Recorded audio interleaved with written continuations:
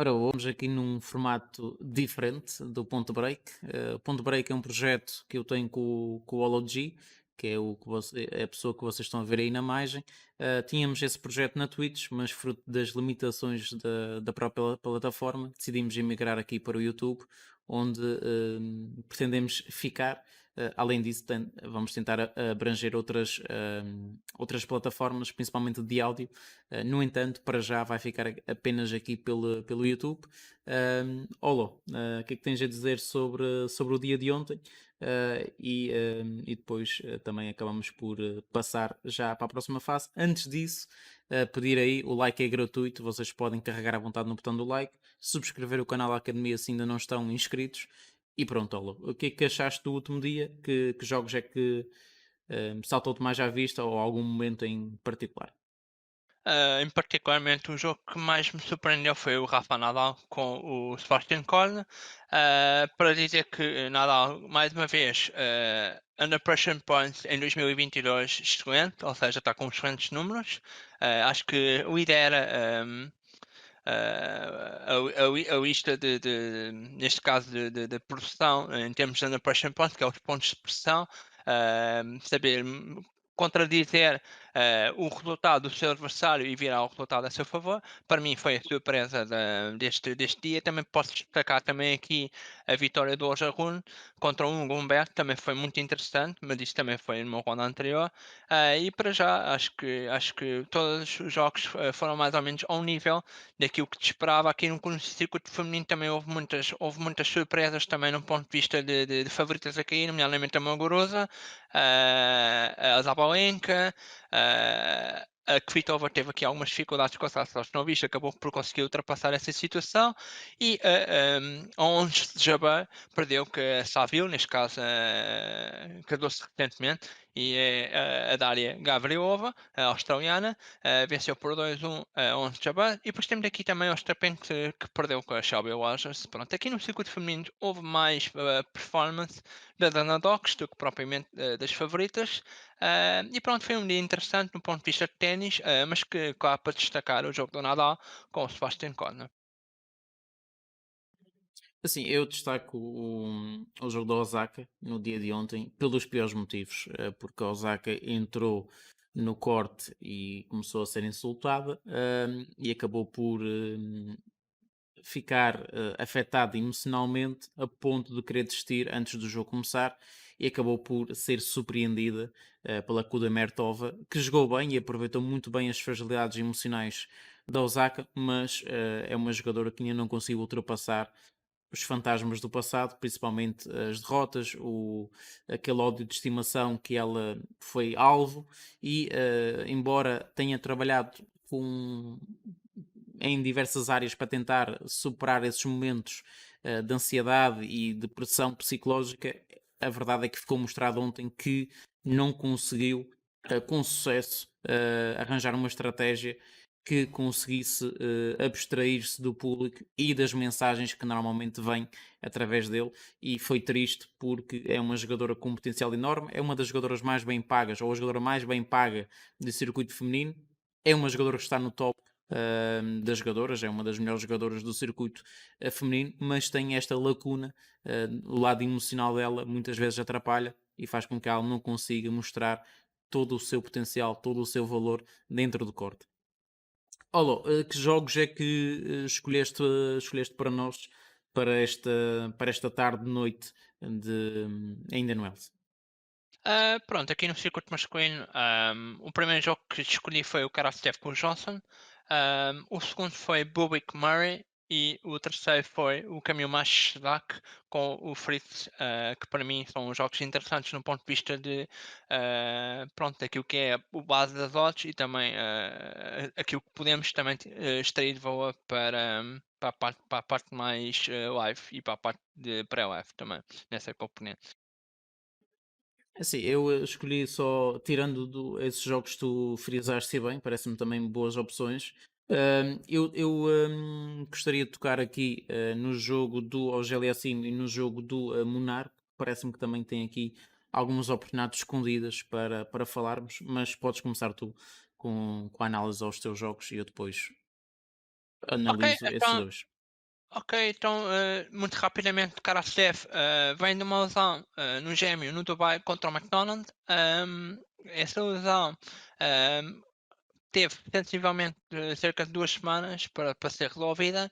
Não sabemos até que ponto é que o mercado dá um favoritismo no modo 1,44 na Betan, que é a odd, 1,40 na Solvente, neste caso é a odd mais baixa.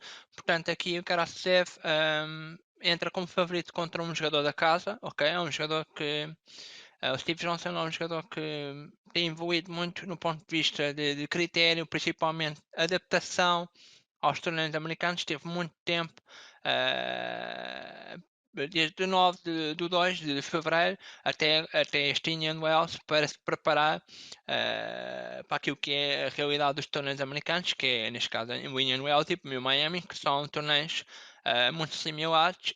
Steve Johnson venceu o Altmaier na última ronda e o Karasev não tem qualquer nenhum registro em torneios americanos, portanto eu creio que o Karasev vai ter mais dificuldades de adaptação, principalmente no primeiro set, e não sabemos qual é o estado da lesão do Karasev, portanto eu aqui apontaria as fichas para a parte do Steve Johnson para vencer o primeiro set, porque eu creio que o Steve Johnson vai entrar determinado para conseguir encontrar as fragilidades, quer emocionais, porque o Karasev também é um jogador, para além da parte física, que é uma componente em que há muitas limitações. Uma lesão no gêmeo não é uma lesão propriamente fácil de se resolver em par de semanas, portanto, a parte emocional, tendo em conta com uma limitação física, pode ser trabalhada por parte do Steve Johnson, porque é um jogador muito defensivo, é um jogador de contra-ataque, é um jogador que varia muito no decorrer do jogo e estamos a falar de temperaturas elevadas, porque este jogo é sensivelmente ao meio-dia de Califórnia, portanto no deserto de Califórnia. As condições vão estar muito, muito lentas, portanto vai favorecer muito mais o estilo de jogo do Johnson, porque é um jogador que também tem uma pancada de bola igualmente interessante à do Karasev. Claro que o Karasek, em termos de performance, em termos de qualidade de jogador, é superior ao Steve Johnson, mas diria que esta odd deveria estar um bocadinho mais para cima com base dos acontecimentos anteriores do Karasek e o Steve Johnson. Merecia uma odd mais simpática, perto de 2,50, 2,40, seria uma odd interessante para explorar em termos de anímicos daquilo que é a realidade do Indian Wells e aquilo que favorece os jogadores da casa. Pronto, basicamente é isto. Ok. Qual foi o próximo jogo que tu falaste para análise?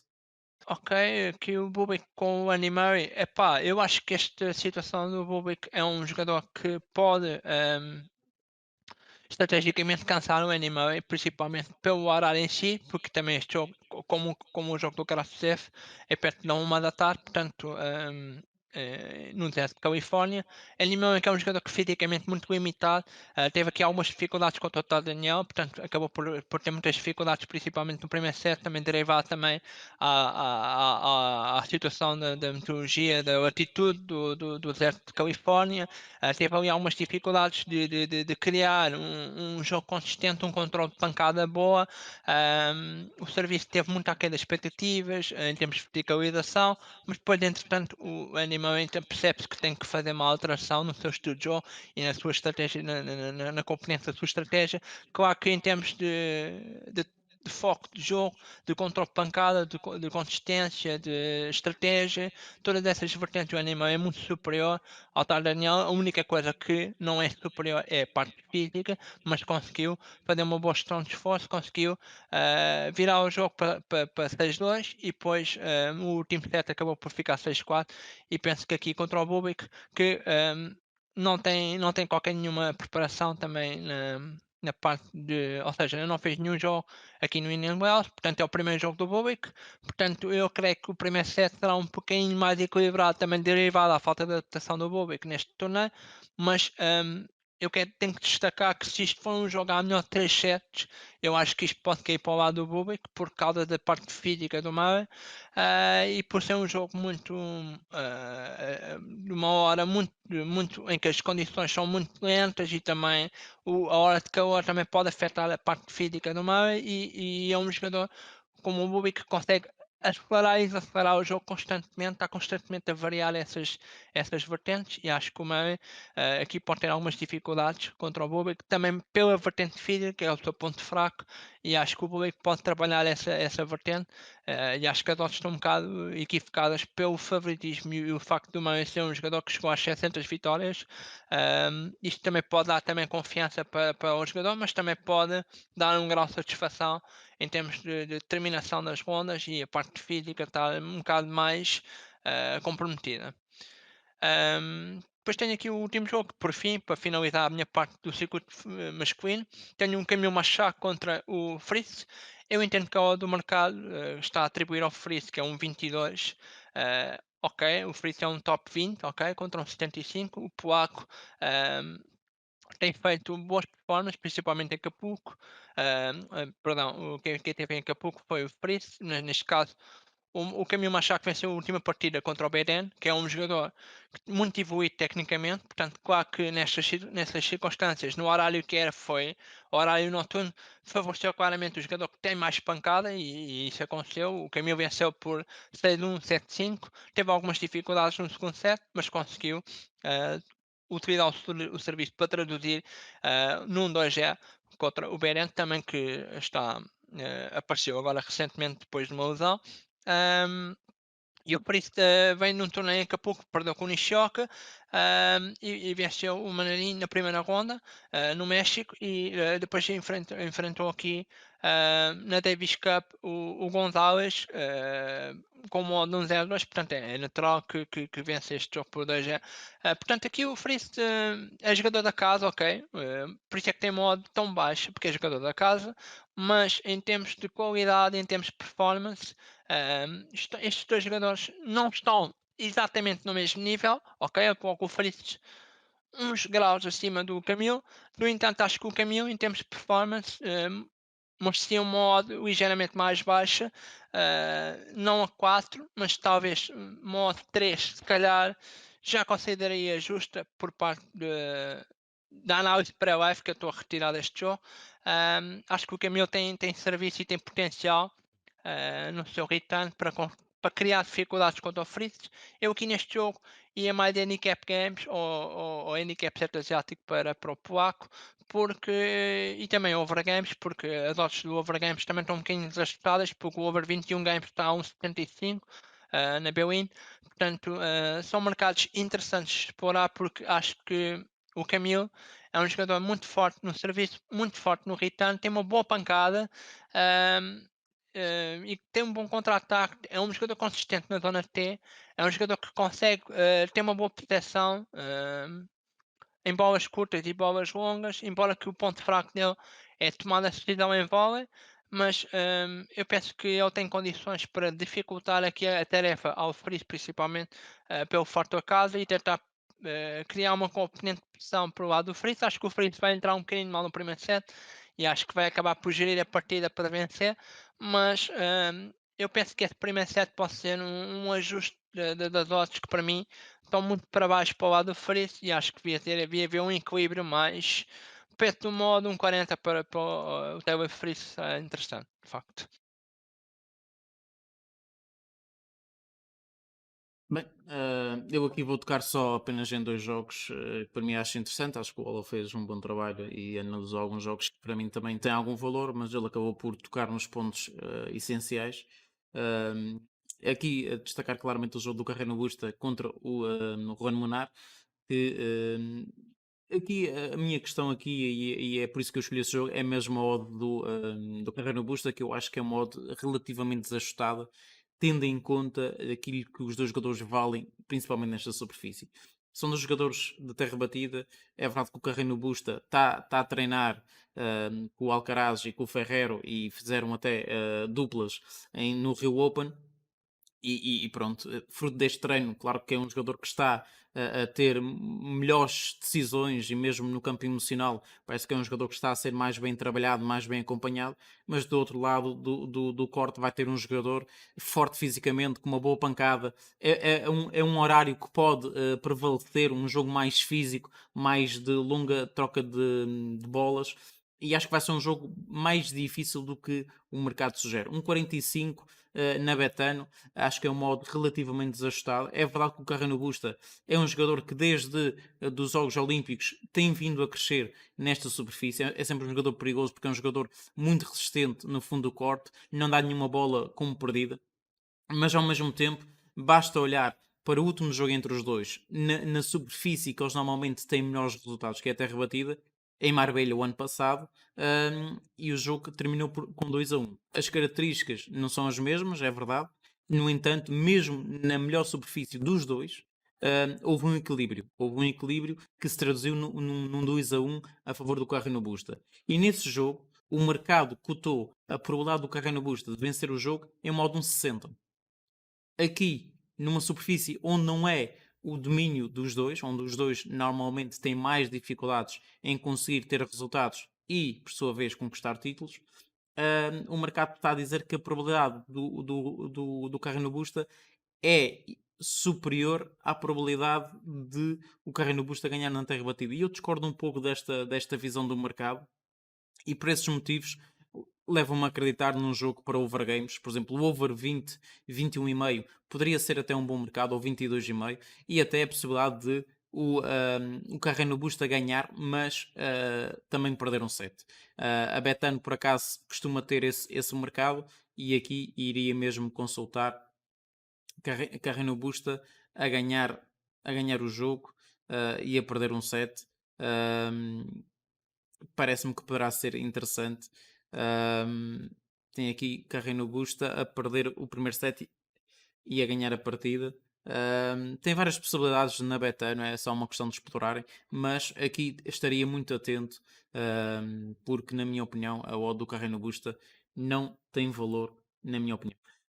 Outro jogo que parece-me também muito interessante é o jogo que até no acompanhamento pessoal pediu a minha opinião, é o jogo do Kemnovic, Marin Cilic. Parece-me ser um jogo também interessante, visto que o Marin Cilic é um jogador, sim, já foi campeão do US Open, é um jogador que tira muito partido das condições dos Estados Unidos, já venceu aqui várias vezes no passado. No entanto, apanha um jogador, o Kemanovic, que venceu bem o Brody. Foi um terceiro set, é verdade, mas fez um bom jogo. Para as condições que estavam, ventosas, características ligeiramente mais rápidas do que se calhar verifica-se noutros horários neste mesmo torneio, mesmo assim acho que teve a altura do desafio. E o Brody não é fácil por ter um bom serviço, é um jogador que chapa muita bola, mete muita velocidade e mesmo assim teve a altura e jogou, na minha opinião, bem. Fraquejou em alguns momentos, se calhar que para a idade dele e para a experiência que ele tem, já não era de esperar que ele oscilasse tanto. No entanto, um modo 2,40 para o Kemnovic parece um modo extremamente desajustado.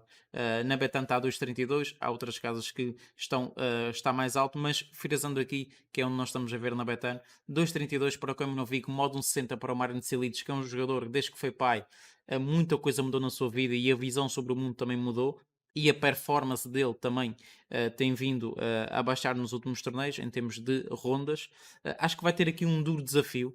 Eu concordo com o favoritismo pelo fator experiência, mas, por exemplo, é, vai ser o primeiro jogo entre os dois.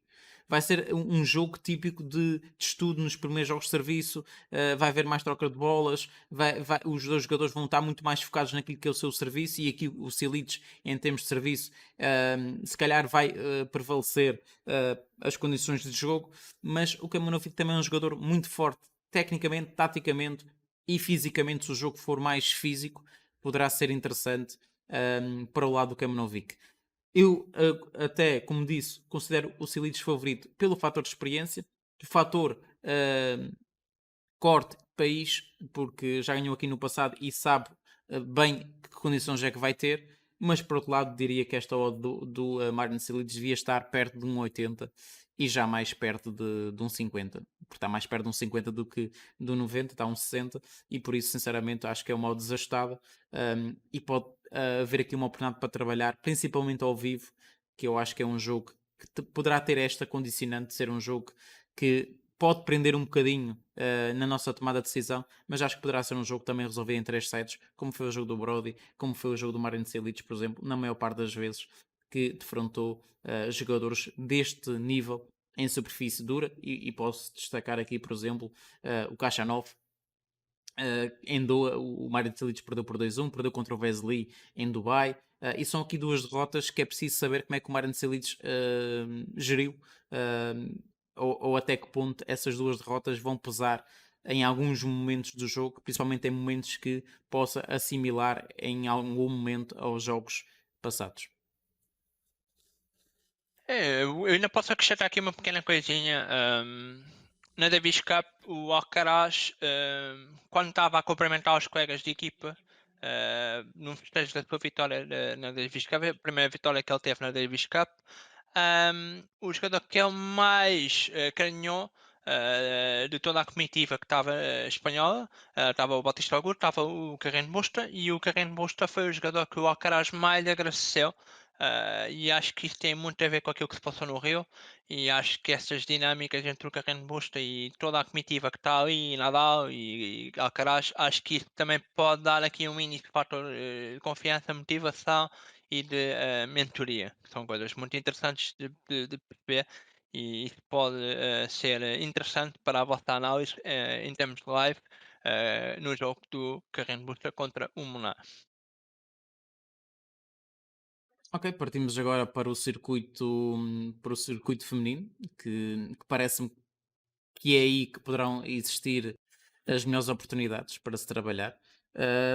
Eu só aqui vou destacar apenas dois jogos muito rapidamente. O jogo da Alep contra a Coco Gauff. Coco Gauff joga em casa, é uma jovem promissora, está a dar os seus primeiros passos no circuito e que passos, não é? Porque já ganhou a boas jogadoras, tem mostrado cada vez mais presença em rondas mais perto da final e joga aqui contra uma Alep que neste momento tem mais nome do que jogo. Não digo que não seja uma grande jogadora, mas o mercado tende muito aquilo que a Alep já foi no passado e neste momento tem muitas resistências para ajustar aquilo que é a Alep nesta fase, nesta época, neste ano civil. A Coco Gauff está com o modo 2,40, que é o modo para uma jogadora que joga em casa, para uma jogadora que vai ter sempre mais cardio, vai ter sempre mais resistência física para aguentar longas trocas de bola, um jogo mais longo. Claro que aqui o fator imaturidade pode, pode aparecer, mas sinceramente vejo aqui um jogo bem mais complicado do que é só de sugere para a Alep, um modo de 1,50 não me parece ser uma odd justa, nem de perto nem de longe, por isso aqui gostaria de aproveitar ou a vitória da Coco Gauff com uma stake Zmal, ou então procurar um handicap positivo a favor da jogadora norte-americana. Temos aqui, por exemplo, uma Corey Golf mais 3,5, por exemplo, 1,80. Poderá ser interessante. E acho que as condições de jogo, sendo uma jogadora da casa, o público vai ter um peso determinante naquilo que é o desfecho do jogo. E parece-me que essas duas opções, a longo prazo, têm algum valor. Não sei se o Olo quer tocar nesse jogo, se era um dos jogos que tinha escolhido. Não, eu tinha escolhido porque sim, concordo contigo com aquilo que estás a dizer sobre a Coco Golf. Claro que a odd não, está muito referente àquilo que é a sua experiência e o passado, está muito agarrado ao passado, só que para mim é uma moda ajustada para uma jogadora que não tem treinador, não tem controle da parte física e parte emocional e física, porque acaba por influenciar a parte emocional, e acho que aquele jogo do Ostapenko, naquele tie-break no Dubai, ditou aqui um mau registro da Simona Halep, se bem que ela venceu aqui a Alexandrova, mas acho que vencer a Alexandrova por 2-1 não é só por si um bom sinal. Mas sim, a Coco Gauff é uma jogadora que tem condições para arrancar aqui uma vitória em casa contra esta Simona Halep, mas claro que o fator inexperiente ainda acho que ela justifica essa inexperiência e justifica a parte física que a Coco Gauff pode colocar, e depois com base do horário acho que pode favorecer a jogadora que tiver melhor pancada, melhor controle de pancada. Se a Coco Gauff conseguir ser consistente nas bolas que vai efetuar em termos de verticalização, em termos de vôlei e subida à rede, se conseguir ter sucesso nessa consistência, pode vencer o jogo, porque à 1 da manhã é um jogo que pode ser muito, muito ventoso, pode ser muito 1 da manhã cá, lá deve ser noite, fim de noite. Portanto, este jogo deve ser o jogo mais importante na WTA em termos de performance, em termos de controle de evento. Portanto, acho que é interessante a análise à Simone Halep e a Coco Gauff. Sim, partimos aqui para mim, para o último jogo que eu quero frisar neste episódio do Ponto Break, que vão existir outros. Já fica aí o convite para as próximas edições. E era o jogo da Cazaquina contra a Angelique Kerber. O mercado está a nivelar muito o jogo, 1,88 para a Cazaquina, 1,90 para a Kerber. A Kerber lidera por 5-4 no confronto direto entre as duas, mas é preciso olhar para os números, porque a maior parte desses jogos que dá esta vantagem pelo nariz à Angelique Kerber, estamos a falar de jogos de 2019 para trás. Por isso, o único jogo aqui que eu acho relevante destacar é o Indian Wells, o ano passado, onde a Angelique Kerber ganhou por 2-1 à Cazaquina. Mas também é importante ver esse jogo. A Cazaquina teve oportunidades para fechar o jogo, teve oportunidades para ganhar o jogo. Claro que a Cazaquina muitas das vezes é uma jogadora que não, na tomada de decisão muitas vezes não sabe dosear a agressividade e muitas vezes comete erros não forçados que muitas vezes são muito bem aproveitados pela adversária, ou então a bola fica na rede, vai para fora e é um ponto gratuito para a adversária e ela bem agradece. Angelique Kerber é uma jogadora que foi número 1, mas a sua dinastia durou muito pouco tempo. E depois lá está, é uma jogadora que já não vai para nova, é uma jogadora que tem algumas limitações no campo físico. Se o jogo acelerar muito e as condições de jogo favorecer um jogo mais da Cazaquetina, que é mais pancada seca, mais pancada. Mais peso de bola, utiliza mais a técnica da força do que a força da técnica.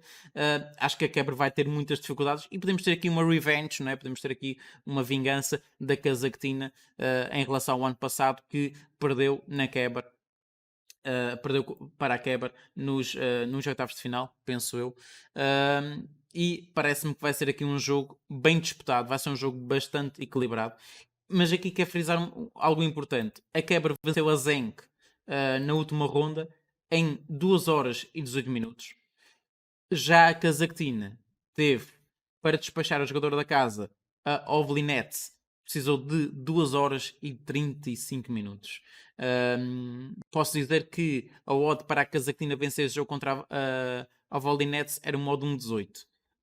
Foi tudo menos uma vitória fácil para a Cazaquetina. Foi uma vitória muito dura que pode ter aqui algumas condicionantes físicas no jogo dela, porque a Quebra despachou a adversária mais cedo, é uma jogadora mais experiente, sabe como há de aproveitar essa situação para jogar, para inclinar o jogo mais a seu favor. No entanto, acho que aqui o mercado precificou bem o mercado do vencedor. No entanto, se olharmos para o mercado over games, aí já discordo um pouco. Porque temos um over 21,5, um 75, um 72, um 75. Está entre essas duas odds.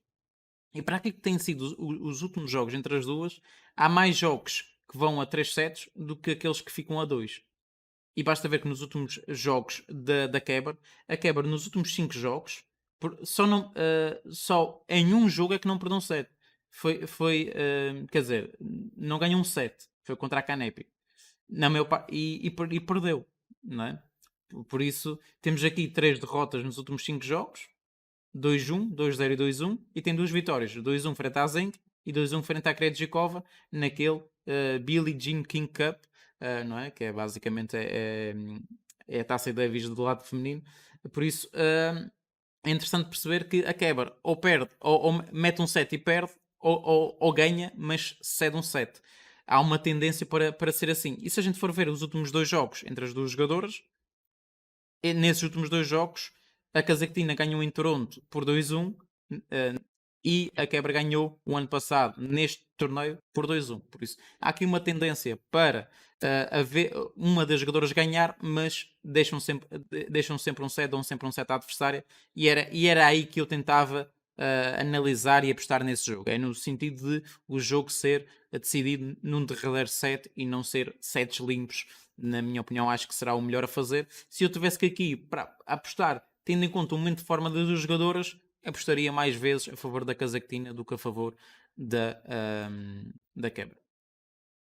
Bem, relativamente a este jogo, por estar aqui a referir só que aqui não está aqui umas notas, eu acho que com base no horário, Ahm, eu tenho alguma dificuldade a perceber para onde é que vai orientar o jogo em termos de performance daquilo que é o horário e o campo físico. Acho que a Casertina vai ter algumas dificuldades, principalmente na parte da esterilização da sua pancada, porque as pancadas da Casertina são muito secas, muito curtas, muito em cima dos pés.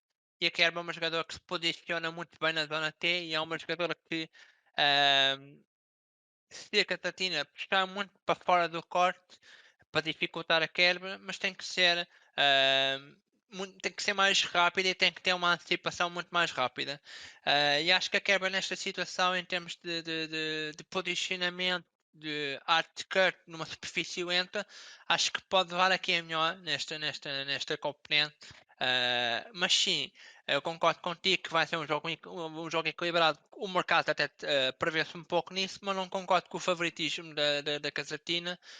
Também não só pela base dos rankings, mas também a base de Kerber ter tido mais experiência e ter ido mais longe em termos de performance da sua carreira do que propriamente a Casatina. E eu entendo o mercado porque o mercado está-se a basear naquilo que é o histórico da Casertina, em termos de número de jogos vencidos com o número de votos, número de jogos que não venceram, mas acho que uma estatística de 2019 para trás, acho que para mim faz pouco sentido de agarrar isso como um material para análise, ok?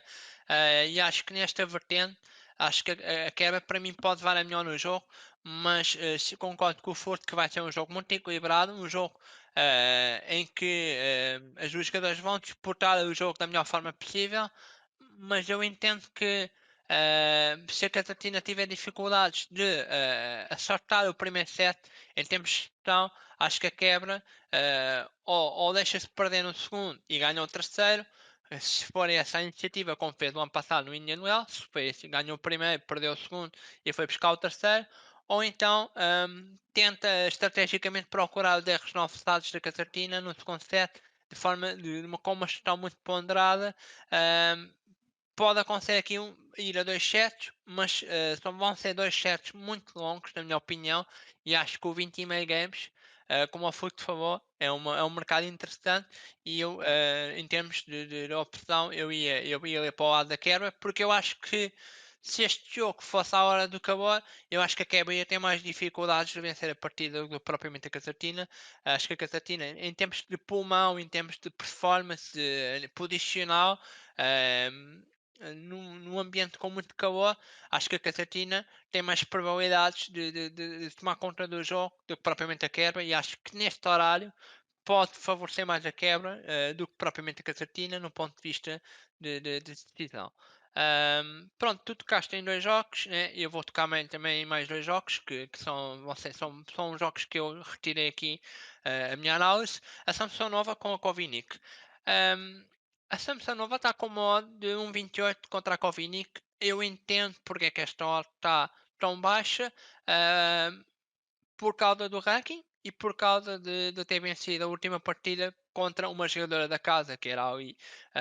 A Samsonova entrou a perder, acho eu, o primeiro set, exatamente, entrou a perder por 6-4, foi vencer por 6-4 no segundo, e depois o terceiro acabou por ser 6-3, acabou por não ter dificuldade de vencer ali perdeu aqui a oportunidade emocional de fechar a partida, ou seja, de pressionar a adversária no segundo set e tomar conta da partida, não resultou, acabou por cair abaixo emocionalmente e perdeu o terceiro set contra a Samsonov. Mas tenho que destacar que a Danka Govinic venceu a Carolina Pliskova a melhor 3 sets, ok? Em um jogo em 2 horas e 29 minutos, em que Pliskova venceu o primeiro set e depois perdeu o segundo e o terceiro. Acho que este jogo poderá ter muito a ver com a falta de adaptação física da Pliskova em grandes palcos e grandes proporções que existem muito fisicamente, porque foi uma hora de calor. A Pliskova não teve capacidade de gestão física para poder continuar a partida e a Kovinic tirou proveito dessa situação. Um, mas na ronda anterior, a Kovinic também tinha vencido a Tashman. Claro que estas duas jogadoras que a Kovinic venceu são jogadoras que mostraram uma limitação física, porque a Tashman anteriormente no Dubai tinha mostrado alguma dificuldade, uma lesão no ombro, portanto, essa lesão também pode ter agravado e pode ter feito com que a Kovinic vencesse o jogo por 2-0 por parciais 7-5, 7-5, porque acabou por ser um jogo com muito longos, jogos sets muito longos, e acabou por a Kovinic tirar a melhor partida e venceu por 2-0. Epá, eu acho que esta odd da Samsonova está estritamente muito baixa. Acho que a odd da Samsonova devia estar a 1,50. Um 50, um 55, um 60 já estou a ser bastante simpático para o Ludmila Samsonova. E acho que, com base no horário, acho que a russa vai ter mais dificuldades porque a Govinica é uma jogadora de terra batida e é uma jogadora que tem muita pancada boa, mas claro que o seu emocional tem que estar alinhado com a definição da pancada e o contra-pancada e a concentração que tem. E acho que como ela venceu duas jogadoras de topo, isso pode estar com confiança, com um emocional bem equilibrado e determinada para executar boas pancadas. E acho que a Samsonova vai ter muita dificuldade de gerir essas boas pancadas da Kovinic, porque em termos de performance técnica e também a parte de encher o corte e ir ao vôlei, determinação, acho que a Kovinic pode dar mais ênfase ao jogo do que propriamente a Samsonova, que é uma jogadora mais retraída, mais de contra-ataque, mais teoricamente defensiva, mas não é propriamente uma jogadora defensiva, uma jogadora que também consegue ser muito agressiva, mas é uma jogadora mais retraída, não é tão de peito aberto para o corte e encarar os pontos com os pés bem posicionados e com uma contra-pancada interessante. Acho que aqui o handicap games para a Kovinic é uma situação interessante com base da odd que está perto. Aqui na Betan está na Solvet está um 24, portanto nós podemos aqui trabalhar o handicap games a favor da Kovinic. A Kovinic sacar um set é muito interessante e também é possível a vitória da Kovinic, porque acho que em termos de confiança, em performance, qualidade de jogo, a Kovinic pode crescer aqui mais uma ronda e quiçá surpreender na ronda a seguir. E acho que fico por aqui neste jogo. Passo então para o jogo da Swiatek com a Clara Towson. Um, eu concordo, em certa parte, com o favoritismo da Swiatek derivado àquilo que ela tem vindo a fazer enquanto jogadora. No entanto, contra uma jogadora extremamente emocional com aquilo que se passa na guerra na Ucrânia, a Kalinina, a ucraniana Kalinina, que é uma jogadora muito limitada fisicamente, acabou por perder no segundo set e no terceiro por 6-0, 6-1, e aqui está o enquadramento físico da Kalinina, depois de um primeiro set muito com cerca de uma hora. Um, Deu meia hora dos dois sets para a Swiatek, acabou por ser um jogo bastante tranquilo por parte da polaca. No entanto, acho que agora está em termos de performance, em termos de controle do jogo, acho que vai trazer aqui um overgames e eu quero aproveitar aqui o overgames pelos ajustes da Swiatek e vejo aqui o da 9,5 com modo 1,72. Acho que o controle de serviço da Cora Towson e o controle de return e o emocional, porque é uma jogadora emocionalmente muito forte. A única coisa que eu quero destacar aqui em termos físicos, claro que a Cora Towson não é tão forte fisicamente como a Swiatek, é muito resistente, tem muito fogo e é uma jogadora que está no índice de motivação muito elevado, venceu um torneio recentemente, mas também pode estar desgastada fisicamente, ok? Eu tenho aqui uma contrapartida da Swiatek, também um possível desgaste físico da Swiatek, e também trabalhando aqui o último jogo da quarta taça foi o jogo contra a Admeia, a brasileira, que tinha feito uma boa ronda anterior. Um, por 1 hora e 37 minutos foi um jogo relativamente rápido para a Conor Towson, mas em termos de performance de jogo, controle emocional, consistência em pancada, controle de pancada, acho que a Conor Towson tem muito a oferecer ao jogo e pode ser interessante o handicap games a favor da Conor Towson. A Conor Towson ganhar um set, porque eu não acredito que em termos de performance física, se a até que alongar muito o jogo e enrolar muito, e se tiver muito fogo físico para conseguir tomar conta do jogo, porque é um jogo com um horário muito mola de calor, portanto vai desfavorecer também a Cora Towson por causa da sua altura e física e proporção física. Eu penso que aqui o Overgames pode ser interessante com base numa possível longo primeiro set. Também podemos acrescentar um 9,5 games no primeiro set. E o handicap games para a Cora Towson e o set para vencer um set também pode ser muito interessante. Portanto, para já, as minhas análises para hoje, por parte do circuito feminino, está tudo ok. Não sei se tens alguma coisa a acrescentar nestes dois jogos que eu citei, ou Não, não tenho nada a acrescentar. Acho que tocaste nos pontos importantes e parecia que estavas a treinar as duas jogadoras. Parecia que estavas a dar ali as dicas para as jogadoras vencerem. Pá, isso deve ser a influência do pádel. Mas pronto, nós hoje ficamos por aqui. Pedir uma vez mais para quem puder deixar o like na transmissão, é gratuito, não pagam nada por isso e podem apertar com força que nós agradecemos. Também quem não gostar da transmissão e tiver alguns pontos a acrescentar, alguma crítica construtiva, tem aí a caixa de comentários para o fazer e para quem ainda não é inscrito no canal, inscreva-se no canal e ficamos então por aqui. Vemos no próximo ponto break. Até ao próximo ponto, break.